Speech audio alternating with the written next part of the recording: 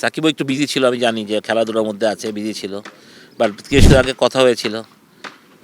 ভালো আছে, কেউ তো ভালো নাই আসলে, মন তো সবারই খারাপ, দেশে ফিরতে পারতেছে না। সাকিবের নামে তো মামলা আছে অনেকগুলা। বাংলাদেশের সোনার ছেলে, সত্যি কথা, গোল্ডেন বয়েজ। বাংলাদেশ ক্রিকেটকে আজকে এত দূর নিয়ে গেছে, আর পিছনে যেই পাঁচটা আমরা পঞ্চপাণ্ডবের কথা, তার মধ্যে this two is very special.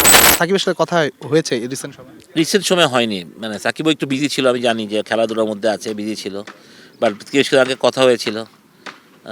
ভালো আছে, কেউ তো ভালো নাই আসলে, মন তো সবারই খারাপ, দেশে ফিরতে পারতেছে না, খেলতে পারতেছে না দেশের জন্য।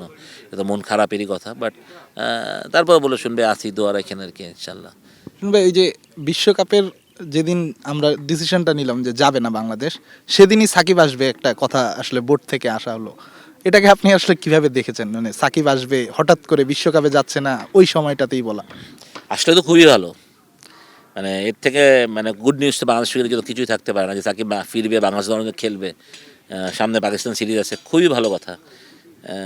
কিন্তু মানে কতটুকু ফিরবে এটা আসলেও আমি এখনও জানি না। বাট মাশাআল্লাহ, নতুন একটা সরকার আসছেন, ইলেকশন হয়ে গেছেন, নতুন একটা সরকার গঠন হবে।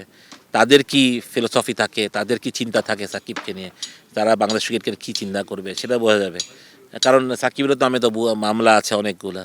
তো সেই মামলা প্রত্যাহার না করলে, যদি সাকিব আজকে দেশে আছে, যদি সাকিবকে অ্যারেস্ট করে জেলে ভরা হয়, তো এর থেকে তো আরও খারাপ কিছু ধরা হবে না, ঠিক না? বাট আমি সেটাই বলি, যদি সাকিব, মাশরাফি এদের দোষ থাকে, অন্যায় থাকে, এরা সত্যি কোনো খারাপ কাজ করে থাকে, তো এদের দোষ হবে, এদের দেশের আইন অনুযায়ী শাস্তি হবে, বিচার হবে, সবই হবে। কিন্তু যদি না হয়, এই মামলা প্রত্যাহার করে ওদেরকে সাধারণ জীবনে ফিরে দেওয়া খুবই জরুরি। কারণ ওরা বাংলাদেশের সোনার ছেলে, সত্যি কথা, গোল্ডেন বয়েজ। বাংলাদেশ ক্রিকেটকে আজকে এত দূর নিয়ে গেছে, আর পিছনে যেই পাঁচটা আমরা পঞ্চপাণ্ডবের কথা, তার মধ্যে this two is very special, ঠিক না? মানে ওই পাঁচজনই স্পেশাল।